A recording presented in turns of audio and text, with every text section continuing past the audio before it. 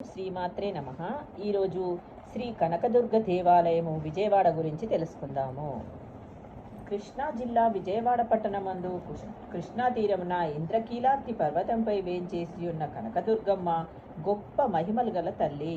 ప్రతి సంవత్సరము ఆశ్వయుజ మాసంలో శుద్ధ పాడ్యమి మొదలుకొని దశమి వరకు శ్రీ దుర్గాదేవికి నవరాత్రి మహోత్సవాలు కన్నుల పండుగగా దేశమంతా ఘనంగా అంగరంగ వైభవంగా జరుపుకుంటారు. ఈ నవరాత్రులలో అమ్మవారిని 9 రోజులు 9 రకాల అవతారమూర్తులుగా అలంకరించి ప్రతి అవతారానికి విశేష పూజలు అర్చనలు జరుపుతారు. దశమి నాడు శ్రీ రాజరాజేశ్వరి దేవిగా కనకదుర్గాదేవిని అలంకరించి అర్చిస్తారు. ఈ 9 రోజులు రోజుకొకరి చొప్పున రాక్షసులను సంహరించి దశమి రోజున శ్రీ రాజరాజేశ్వరి దేవిగా భక్తులకు ఈ అమ్మవారు దర్శనమిస్తారు. చరిత్ర గురించి తెలుసుకుందాము. పూర్వకాలంలో ధనువు పుత్రులైన రంభ కరంబులనేవారు సంతానం కోసం ఈశ్వరుని గూర్చి ఘోర తపస్సు చేశారు.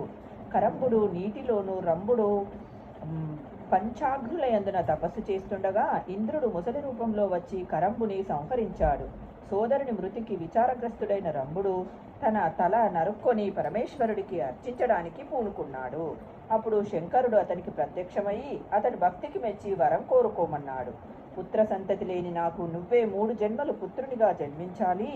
ఈ బిడ్డ ముల్లోకాలని జయించేవాడు, వేదాంగ విధుడు, కామరూపుడు, దీర్ఘాయుష్మంతుడు కావాలి అని రంభుడు పరమేశ్వరుణ్ణి వరం కోరాడు.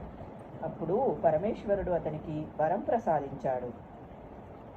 రాక్షస స్వభావుడైన రంభుడు ఇంటికి తిరిగిపోతూ దారిలో ఒక మనిషిని చూసి దానితో బలాత్కారంగా మైథునం సాగించాడు. అప్పుడు రుద్రుడు తన అంశతో ఆ మహిషి గర్భంలో ప్రవేశించాడు. కొంతకాలానికి మనీషాకారంతో బిడ్డ జన్మించాడు. అతడే మహిషాసురుడు.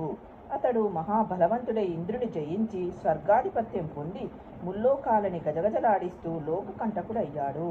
ఒకసారి మహిషాసురుడు కాత్యాయన మహర్షి ఆశ్రమానికి వెళ్ళి అక్కడ స్త్రీ రూపం ధరించి మహర్షి శిష్యుని బాధిస్తూ ఉండడంతో మహర్షి ఉగ్రుడై స్త్రీ చేతిలో నీకు మరణం సిద్ధిస్తుందని శపించాడు. అయినా ఆ అసురుడు తన దుష్టబుద్ధిని వీడక స్త్రీలని, సాధు పుంగవులని, దేవతలని, ఋషులని బాధిస్తూనే వచ్చాడు.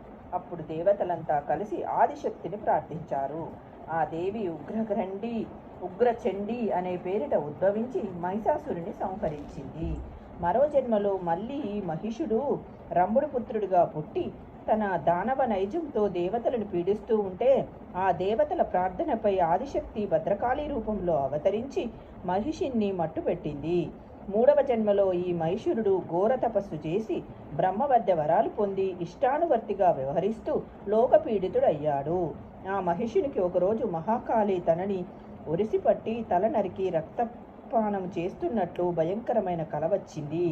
ఇందుకు భయం కంపితుడై మహిషుడు భద్రకాళిని గూర్చి ఘోర తపస్సు చేశాడు. అప్పుడు దేవి ప్రత్యక్షమైంది. ఇక తనకు జనన మరణాలు లేకుండా వరం ప్రసాదించమని నీ చేతిలో హతుడైన నాకు నీ యజ్ఞ భాగార్హత కలగజేయవలసిందని మహిషుడిని కోరాడు.